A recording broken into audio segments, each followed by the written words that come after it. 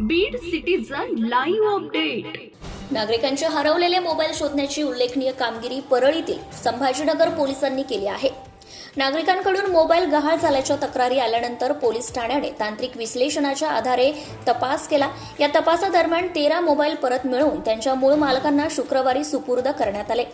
Sambhajinagar police ठाण्याचे police निरीक्षक धनंजय ढोणे यांच्या मार्गदर्शनाखाली तांत्रिक विश्लेषणाच्या मदतीने मोबाईल शोधकार्य सुरू झाले.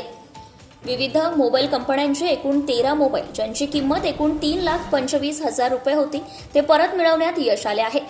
तक्रारदारांनी त्यांचे मोबाईल शोधून परत मिळाल्याबद्दल पोलीस प्रशासनाचे आभार मानले आहे.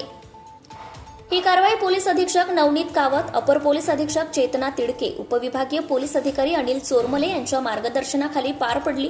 पोलीस निरीक्षक धनंजय ढोणे, पोलीस उपनिरीक्षक अनिल शिंदे, संभाजीनगर पोलीस ठाण्याचे टेक्निकल अॅनालिसिसचे कामकाज पाहणारे पोलीस कॉन्स्टेबल व्यंकटी खाडे, बीडचे टेक्निकल अॅनालिसिसचे सेलचीड पोलीस कॉन्स्टेबल विकी सुरवसे यांनी मोलाची भूमिका बजावली आहे.